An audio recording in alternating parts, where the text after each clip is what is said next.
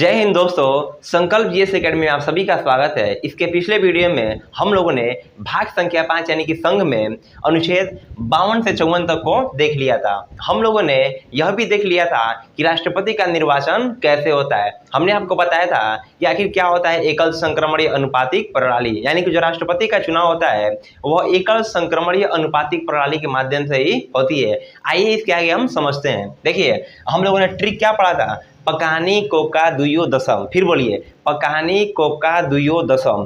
प से क्या होगा तो राष्ट्रपति का पद अनुच्छेद 52। क से क्या होगा कार्यपालिका अनुच्छेद 53। नी से निर्वाचन अनुच्छेद 54। यानी कि हम लोगों ने अनुच्छेद 54 तक को देख लिया था। अब देखिए, अब मान लीजिए भैया राष्ट्रपति के निर्वाचन में कौन भाग लेता है तो निर्वाचक मंडल। अब आप लोग सुने होंगे कि रामनाथ कोविंद को 8 लाख वोट मिल गया। ले भैया ये कहेंगा, प्रणब मुखर्जी को 7 लाख वोट मिल गया, अब्दुल कलाम को 9 लाख वोट मिल गया। आखिर ई कहेंगा निर्वाचक मंडल में तो इतना लोग रहता नहीं है। तो देखिए, हर एमपी या एमएलए का वोट का कुछ वैल्यू होता है। अब देखिए, हर राज्य के विधानसभा में एमएलए लोग बैठते हैं, यानी कि हर एमएलए का वोट का कुछ ना कुछ वैल्यू होता है। जैसे मान लीजिए हम लोग जब वोट देते हैं तो हम लोग का वोट का एक वोट देंगे तो एक वोट जाएगा, लेकिन उन लोग का एक वोट का एक वैल्यू नहीं होता है, उन लोग का कुछ ज्यादा ही वैल्यू होता है। तो कहा गया है कि यदि आपको एमएलए का वोट का वैल्यू जानना है तो आपको इस फार्मूला का प्रयोग करना पड़ेगा। क्या कहा गया है, आप जिस राज्य में रहते हैं उस राज्य का टोटल जनसंख्या लिख लीजिए, बटे उस राज्य में कितना एमएलए रहते हैं उसको लिख लीजिए और 1000 से गुणा कर दीजिए। आपको एमएलए का वोट का वैल्यू निकल जाएगा, यानी कि एक एमएलए का वोट का वैल्यू निकल जाएगा। ऐसे मान लीजिए आप उत्तर प्रदेश में देख लीजिए, उत्तर प्रदेश में कितना जनसंख्या है तो ऊपर लिख लीजिए, मान लीजिए 22-23 जो जितना करोड़ भी हो ऊपर लिख लीजिए, अपान कर दीजिए टोटल एमएलए जितना यहाँ पर है उसको लिख के और 1000 से मल्टीप्लाई कर देंगे तो आप एक एमएलए का वोट का वैल्यू निकाल लेंगे। देखिए, जिस राज्य का जनसंख्या ज्यादा होगा उस राज्य में सीटों की संख्या मतलब ज्यादा होगी, जीतने का चांस ज्यादा होगा। यानी कि आपने देखा भी होगा उत्तर प्रदेश में जनसंख्या ज्यादा है और यहाँ पर सीटों की संख्या भी ज्यादा है, इसलिए जितना लोग भी चुनाव लड़ना चाहते हैं वो यूपी से ही लड़ना चाहते हैं। क्यों? अरे भैया जनसंख्या ढेर रहेगा तो वोट का वैल्यू भी ढेर आएगा, इसीलिए जितना बड़े बड़े आदमी ना चुनाव को उत्तर प्रदेश से ही जीतना चाहते हैं, क्योंकि जिसका पकड़ उत्तर प्रदेश में हो गया वो राष्ट्रपति बना लेगा, प्रधानमंत्री भी बना लेगा। यानी कि जिस राज्य का जनसंख्या ज्यादा होगा वहाँ के एमएलए का वोट का वैल्यू भी ज्यादा होगा, क्योंकि हम लोग मैथ में पढ़े हैं कि अंश का मान ज्यादा होने पर आंसर भी मतलब जो आएगा आपका वैल्यू वह भी ज्यादा होता है। इसीलिए आप लोग देखे भी होंगे कि नरेंद्र मोदी उत्तर प्रदेश से लड़ना चाह रहे हैं, राहुल गांधी भी उत्तर प्रदेश से ही लड़े। क्यों? क्योंकि उत्तर प्रदेश की जनसंख्या ज्यादा है। अब देखिए, ये तो आपका राज्य का हो गया। अब संसद का देखिए, संसद में कौन बैठता है भैया तो सांसद यानी कि एमपी लोग बैठते हैं। अब एमपी का कुछ वोट का भी वैल्यू होता है, जिस तरह एमएलए का वोट का वैल्यू होता है उसी तरह एमपी लोगों के वोट का भी वैल्यू होता है। लेकिन आप एमपी का वोट का वैल्यू तभी निकाल पाएंगे जब आप एमएलए का वोट का वैल्यू जानते हो या निकाले हो। आप सोचेंगे कि रे हमको क्या करना है एमएलए के वोट का वैल्यू से, हम डायरेक्ट एमपी का वोट का वैल्यू निकाल लें। निकल पाएगा? नहीं निकल पाएगा। क्यों? क्योंकि एमपी के वोट का वैल्यू को निकालने के लिए आपको कुल एमएलए का वोट भी लिखना पड़ेगा ऊपरा अपान टोटल एमपी। यानी कि एमपी का अगर वोट का वैल्यू निकालना है तो कितना एमएलए का वोट है उसको लिख लिए अपान एमपी, यानी कि सांसदों की संख्या कितना है लिख कर भाग दे देंगे तो आपका आंसर आ जाएगा। देखिए, यह जो आपका वैल्यू है यह राज्य में बदलता रहता है, लेकिन सांसद तो भैया एक ना है संसद। इसका वैल्यू चुनाव आयोग ने 708 लगभग बता दिया, यानी कि 708। मान लीजिए नरेंद्र मोदी वोट दे रहे हैं कोई राष्ट्रपति को तो कितना वोट जाएगा भैया 708 जाएगा। अमित शाह को वोट दे रहे हैं तो कितना वोट जाएगा 708 जाएगा। यानी कि यह वैल्यू चुनाव आयोग ने फिक्स कर दिया। अब आप ही सोचिए कि अकेले नरेंद्र मोदी जब वोट देंगे किसी राष्ट्रपति साहब को तो कितना वोट जाएगा 708। अब आप ही सोचिए कि आखिर 8 लाख 9 लाख कैसे हो जा रहा था। अब एक आदमी थोड़ी नोट देगा, कई सौ आदमी रहता है, सब वोट देते हैं उसमें, इसीलिए राष्ट्रपति का वोट कितना होता है लाखों में पहुंच जाता है। आप लोग देखे होंगे लाखों में पहुंच जाता है। अब देखिए, हम लोगों ने ये पढ़ लिया निर्वाचन कैसे होता है और एमएलए का वोट का वैल्यू भी हम लोगों ने देख लिया। अब यहाँ पर एक दिक्कत फंस जाता है। कहा गया है कि यदि राष्ट्रपति के चुनाव में किसी प्रकार की कोई दिक्कत आ रही है तो भैया दिक्कत का निपटारा कौन करेगा? आखिर कोई दिक्कत आ गया चुनाव के रिलेटेड राष्ट्रपति के, तो उसका फैसला कौन करेगा?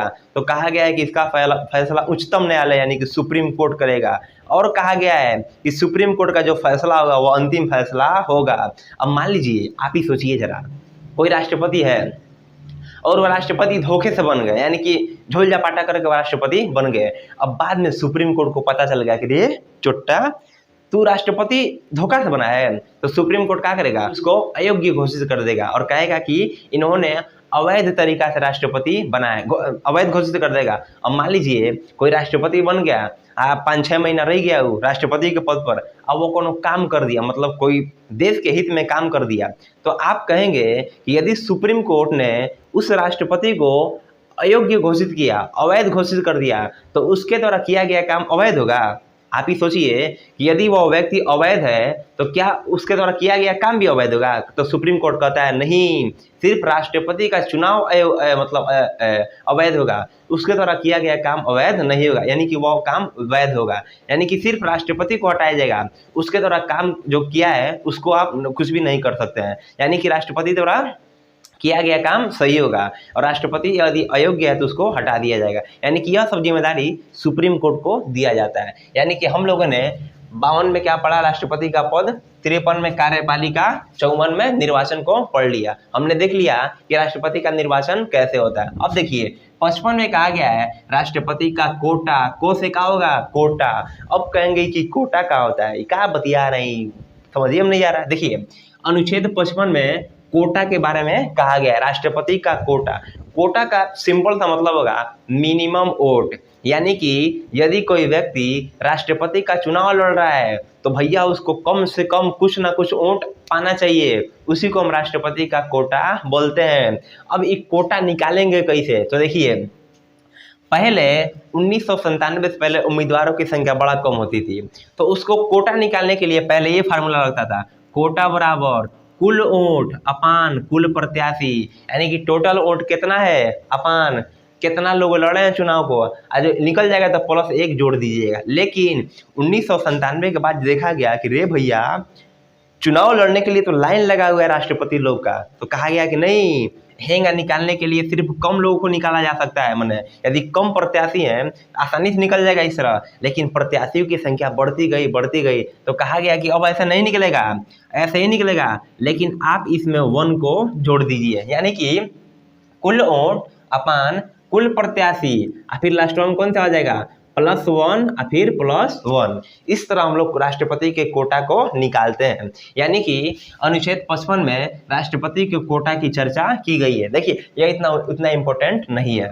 अब समझिए अनुच्छेद 56 में क्या कहा गया है? राष्ट्रपति का कार्यकाल। भैया बच्चा जानता है कि राष्ट्रपति का कार्यकाल कितना होता है, भैया पूछने वाला क्वेश्चन है, 5 साल होता है। देखिए अनुच्छेद 56 में राष्ट्रपति के कार्यकाल की चर्चा की गई है। भारत में अधिकतर जो पद है उनका जो कार्यकाल है वो 5 सालों तक होता है, लेकिन राष्ट्रपति का कार्यकाल भी कितना होता है? 5 वर्ष तक होता है। अब मान लीजिए आज कोई व्यक्ति राष्ट्रपति बनता है तो उसका कार्यकाल आज ही चालू हो जाएगा और कब तक रहेगा? तो वो 5 साल तक रहेगा। लेकिन कोई व्यक्ति राष्ट्रपति बन रहा है और उसको मन कर रहा है कि भाई हम राष्ट्रपति का नौकरी नहीं करेंगे, उसको अच्छा नहीं लग रहा है, तो वो 5 साल से पहले अपना त्याग पत्र दे देगा। चाहे कोई राष्ट्रपति बन रहा है और सरकार की इच्छा अनुसार काम नहीं कर रहा है तो सरकार क्या करेगी? उस पर महाभियोग लगा देगी। अब आप कहेंगे कि ये महाभियोग क्या होगा?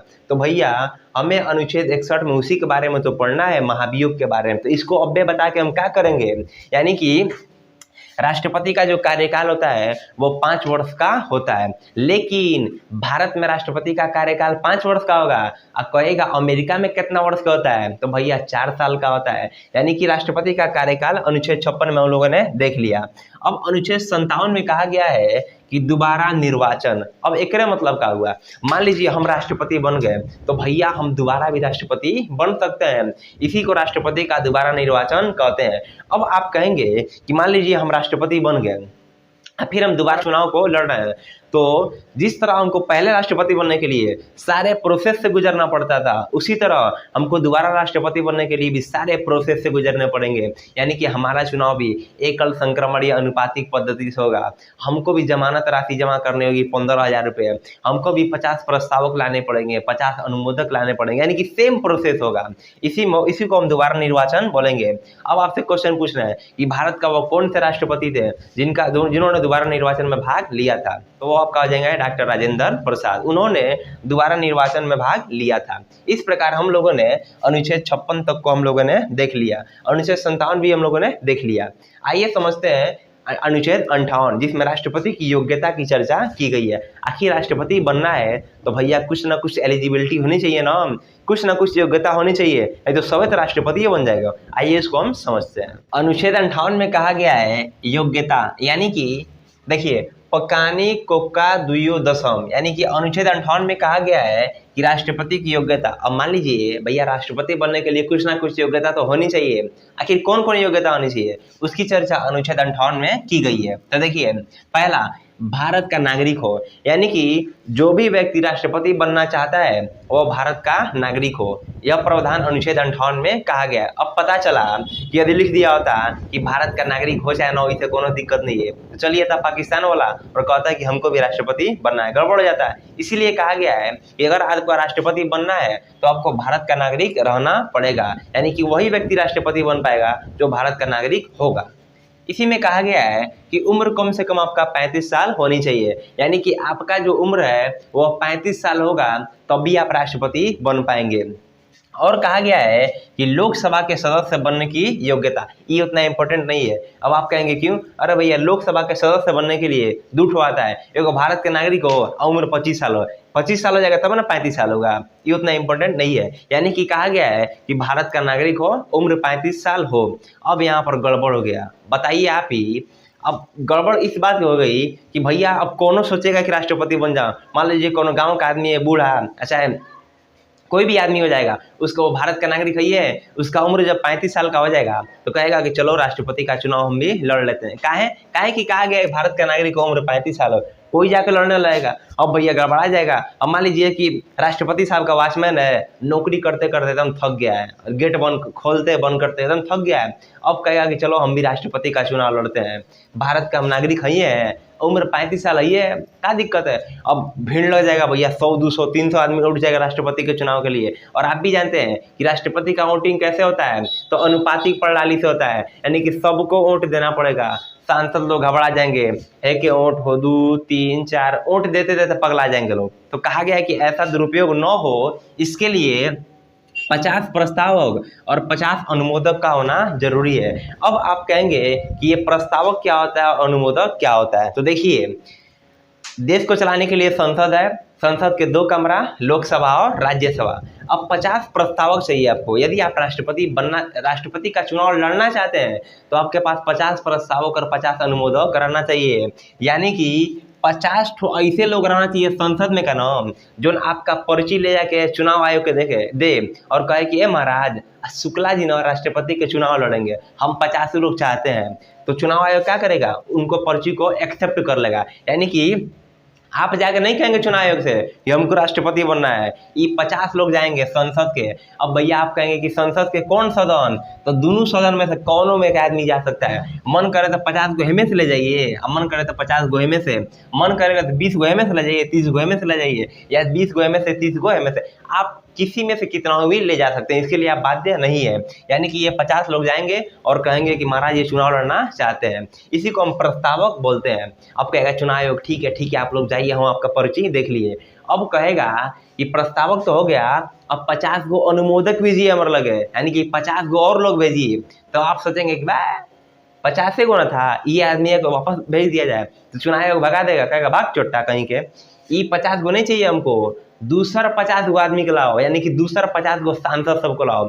यानी कि अब ये 50 रोज सांसद जाएंगे लोग, यह लिखित जानकारी सूचना देंगे कि हम चाहते हैं कि शुक्ला जी चाहे मिश्रा जी राष्ट्रपति का चुनाव लड़ें। यानी कि कितना सांसद चाहिए भैया, 100 गो सांसद से आपका पहुंच रहेगा, तब आप राष्ट्रपति के चुनाव में खड़े होंगे। और साथ ही साथ इसमें कहा गया है कि आप 15,000 रुपया RBI के पास जमानत के रूप में जमा करेंगे। अब देखिए यहीं पर फंस गया सब लोग। अब पता चला कि हम राष्ट्रपति के चुनाव लड़ेंगे, अब पता चला सांसद से पहचाना नहीं है, कहाँ से लड़ पाएंगे। इसीलिए इसको क्या किया गया, बाद में जोड़ दिया गया। यानी कि राष्ट्रपति बनने के लिए क्या क्या योग्यता होनी चाहिए, भारत का नागरिक होना चाहिए, 35 साल उम्र रहना चाहिए, लोकसभा के सदस्य बनने की योग्यता रहनी चाहिए, 50 प्रस्तावक, 50 अनुमोदक और 15,000 रुपये RBI के पास जमा करना होगा। अब देखिए 1997 से पहले यह जो प्रस्तावक और अनुमोदक की संख्या थी ना 10-10 थी। यानी कि आपके पास 10 गो प्रस्तावक हो और 10 गो अनुमोदक हो, आप चुनाव में, राष्ट्रपति के चुनाव में खड़े हो सकते हैं। क्यों? 1997 से पहले ज़्यादा मतलब जो लोग थे वो चुनाव में खड़े नहीं होते थे। लेकिन भैया गड़बड़ हो गया 1997 के बाद, लेना धड़ाधड़ हम भी खड़ा होंगे राष्ट्रपति के चुनाव में, हम भी खड़ा होंगे। तो कहा गया, तो देखा गया, संसद ने कहा कि रे भैया ये तो गड़बड़ हो जाएगा। काहे गड़बड़ होगा? अब पता चल रहा है कि 50 लोग चाहे 100 लोग खड़ा होंगे राष्ट्रपति के चुनाव के लिए। और राष्ट्रपति का चुनाव कैसे होगा? सबको वोट दीजिए वरीयता क्रम से, सबको। सांसद जो होंगे वोट देते देते थक जाएंगे, वहीं पर गड़बड़ा जाएगा। इसलिए क्या किया गया, जो 10 प्रस्तावक था उसको बढ़ा के 50 प्रस्तावक कर दिया गया, और जो 10 अनुमोदक था उसको भी बढ़ा के 50 अनुमोदक कर दिया गया। और देखिए यह जो जमानत राशि थी 1997 से पहले 2500 रुपया थी, लेकिन क्या किया गया 1997 के बाद इसे बढ़ा दिया गया और 15,000 रुपये जमा कर दिया गया। अब देखिए कहा गया है कि यदि कोई राष्ट्रपति का उम्मीदवार खड़ा होता है और वो कुल वोट का 1/6 वोट नहीं पाता है तो उसके जमानत राशि को जब्त कर लिया जाएगा। यानी कि कह दिया गया है कि 1/6 भाग, यानी कि टोटल वोट का 1/6। अब मान लीजिए 1/6 का मतलब जैसे 600 लोग वोट दे रहे हैं तो 1/6 से गुणा कर दीजिए, तो भैया कम से कम आपको 100 वोट मिलना चाहिए। 600 वोट अगर पड़ा है तो आपको 100 वोट कम से कम मिलना चाहिए, वरना आपके जमानत राशि को जब्त कर लिया जाएगा। अब आप कहेंगे कि इसका फायदा, तो देखिए जमानत की राशि जब्त हो जाने से कोई राष्ट्रपति गरीब नहीं हो जाएगा, लेकिन यह मतलब बहुत दुखद सूचना होती है, अपमानजनक समाचार होती है। ऐसा क्यों किया जाता है? तो बहुत लोग होते हैं कहते हैं कि रे भैया पहुंच तो हमारे लग है, 50 गो प्रस्तावक है, 50 गो अनुमोदक है, और ये 15,000 रुपये कौन बड़न बात है। हम भी राष्ट्रपति का चुनाव में खड़े हो जा रहे हैं। जैसे हम लोग क्या सोचते हैं, फार्म है 150 के है, कोनो दिक्कत नहीं, भर दिया जाए, निकलेगा तो निकलेगा, नहीं निकलेगा तो कोनो दिक्कत नहीं है। इसी तरह राष्ट्रपति के चुनाव में होता है। लेकिन क्या किया गया, इसको कहा गया कि नहीं, देखिए आप 15,000 रुपये जो जमा कर रहे हैं ना, यदि आपका 1/6 भाग वोट नहीं मिलेगा कुल वोट का, तब आपके राशि को जब्त कर लिया जाएगा। यानी कि हम लोगों ने राष्ट्रपति बनने की योग्यता को देख लिया। अब देखिए यानी कि 58 में योग्यता की चर्चा की गई है और 59 में राष्ट्रपति की कुछ दशा की चर्चा की गई है। योग्यता में क्या क्या योग्यता होनी चाहिए और दशा में क्या क्या नहीं होना चाहिए। यानी कि 58 में कहा गया कि क्या क्या होना चाहिए और 59 में क्या क्या नहीं होना चाहिए। तो भैया पागल नहीं होना चाहिए। यानी कि कोई व्यक्ति राष्ट्रपति बनना चाहता है तो पागल नहीं होना चाहिए। अब पता चला है पगला आदमी के राष्ट्रपति बना दीजिए, वो बैठ के कुछ साइन कर देगा, गड़बड़ा जाएगा। तो क्या कहा गया है कि वह पागल नहीं होना चाहिए और साथ ही साथ वह दिवालिया नहीं होना चाहिए। अब आप कहेंगे कि ये दिवालिया क्या होता है? बैंकक्रप्ट। देखिए मान लीजिए कोई व्यक्ति है और वो खूब भयंकर कर्जा ले लिया, अब पता चला कर्ज भरने का उसके पास पैसा है ही नहीं है और वो पैसा लेकर भाग गया, जैसे उसी को हम दिवालिया बोलते हैं। जैसे आप नीरव मोदी के देख लीजिए, विजय माल्या के देख लीजिए, ये सब क्या है? तो बैंक करप्ट है। यह बैंक से पैसा लेके विदेश फुर्र हो गए, यानी कि उसी को हम दिवालिया बोलते हैं। यानी कि वह दिवालिया नहीं होना चाहिए। ऐसा दिवालिया क्यों जोड़ा गया? अब पता चले कि मान लीजिए नहीं रहता, कि पागल न हो होत रहता और दिवालिया नहीं रहता, तो क्या होता? कोनो आदमी राष्ट्रपति बनता और कहता है कि रे 50 लाख बाकी है, तुरंत अथी करता है, बजट निकाल के तुरंत दे देता है, ले 50 लाख, गड़बड़ हो जाता है। इसीलिए कहा गया है कि वो व्यक्ति दिवालिया नहीं होना चाहिए और साथ ही साथ लाभ के पद पर नहीं होना चाहिए। यदि आप राष्ट्रपति बनना चाहते हैं या राष्ट्रपति का चुनाव में खड़ा होना चाहते हैं उम्मीदवार के रूप में, तो यदि आप सरकारी नौकरी कर रहे हैं तो आप सरकारी नौकरी को छोड़ दीजिए, आप लाभ के पद पर रहकर राष्ट्रपति का चुनाव नहीं लड़ सकते हैं। यानी कि आप मास्टर हैं, डॉक्टर हैं, कुछ भी है सरकारी नौकरी में, यदि आप चुनाव लड़ना चाहते हैं तो पहले आपसे पूछा जाएगा सरकारी नौकरी है, अतः हम तो उसको पहले त्याग पत्र दे दीजिए, तब आप राष्ट्रपति के चुनाव में लड़िए। लेकिन यहाँ पर कुछ दिक्कतें थी, अभी भी यह दिक्कत है। कहा गया है कि हमारे जो नेता हैं, लोकसभा या विधानसभा के सदस्य रहेंगे तो भैया वो चुनाव लड़ सकते हैं। क्यों? क्योंकि नेता होना कोई लाभ का पद नहीं है, बल्कि यह तो जनता के सेवक होते हैं। यानी कि कहा गया है कि संसद या विधानमंडल का कोई सदस्य नहीं होना चाहिए, लेकिन यदि कोई व्यक्ति संसद या विधानमंडल का सदस्य है, कोनो दिक्कत नहीं है, राष्ट्रपति का चुनाव लड़िए, राष्ट्रपति बन जाइए तो त्याग पत्र दे दीजिए, और नहीं बनिए तो कोनो दिक्कत नहीं है, फिर अथी बन जाइए, सदस्य बन जाइए। देखिए यहाँ पर कुछ गड़बड़ है। गड़बड़ इस बात की है कि भैया यह भी तो लाभ का पद ही ना है, आप इसको लाभ का पद क्यों नहीं बोलते हैं? इसको आप लाभ का पद बोलते हैं। हालांकि नियम बराबर होने चाहिए। अब मान लीजिए कोई व्यक्ति है, सरकारी नौकरी कर रहा है, अब राष्ट्रपति बनना चाहता है तो आप उसका नौकरी भी छुड़ा देंगे, और राष्ट्रपति नहीं बना तो दोनों गया, लातों सर से गया, हथों सर से गया, गड़बड़ हो जाएगा। लेकिन इन लोगों का कोई दिक्कत नहीं है, चुनाव लड़िए, राष्ट्रपति बन जाइए, तब आप सदस्यता को त्याग दीजिए। इस प्रकार हम लोगों ने अनुच्छेद 59 को देख लिया। यानी कि हम लोगों ने देखा कि राष्ट्रपति बनने के लिए क्या क्या योग्यता होनी चाहिए और क्या क्या दशा होनी चाहिए। योग्यता में क्या क्या होना चाहिए और दशा में क्या क्या नहीं होना चाहिए। यानी कि अनुच्छेद 59 खत्म। अब आता है अनुच्छेद 60। अनुच्छेद 60 में राष्ट्रपति को शपथ की बातें कही गई है। यानी कि राष्ट्रपति अपने पद को ग्रहण करने से पहले शपथ लेते हैं।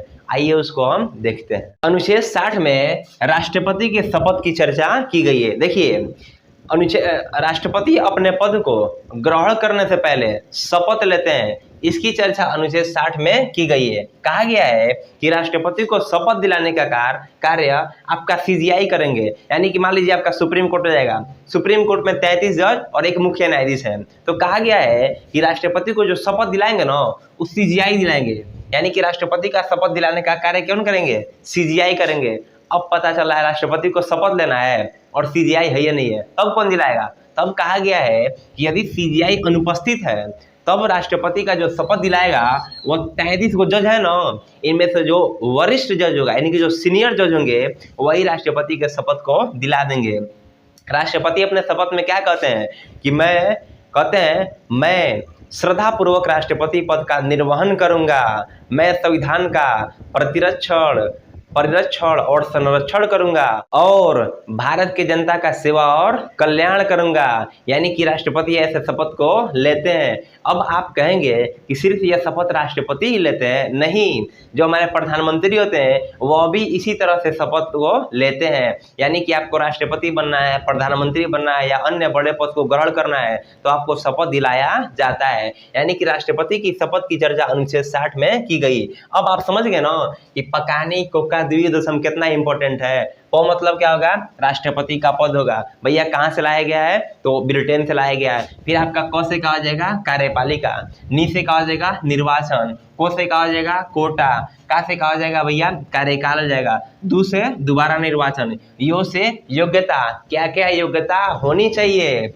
दशा, क्या क्या दशा नहीं होनी चाहिए, 100 से शपथ। अब अनुच्छेद 61 में महाभियोग यानी कि इम्पीचमेंट की चर्चा की गई है। देखिए, राष्ट्रपति को उनके पद से प्यार से हटा देने को हम महाभियोग कहते हैं।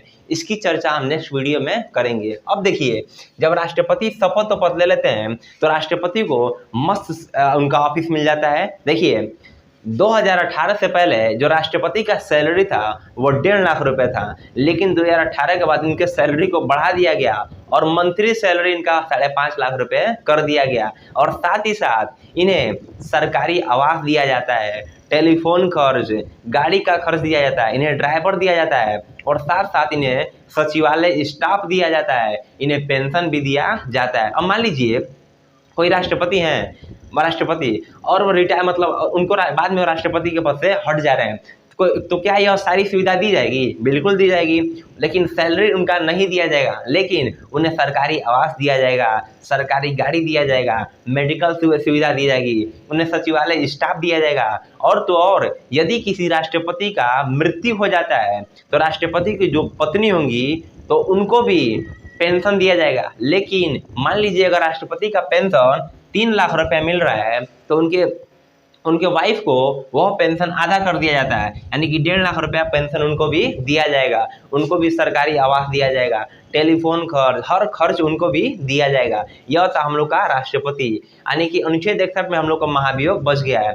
हम लोग पढ़ लेंगे लोग महाभियोग, और पढ़ेंगे हम लोग कि राष्ट्रपति के पास कुछ विशेष शक्ति होती है। इन सब शक्तियों की चर्चा हम नेक्स्ट वीडियो में करेंगे। आप हमारे साथ निरंतर बने रहें। यदि हमारे वीडियो आपको अच्छी लग रही हैं तो हमारे वीडियो को लाइक कीजिए और हमारे चैनल को सब्सक्राइब कीजिए। मिलेंगे नेक्स्ट वीडियो में, तब तक के लिए जय हिंद।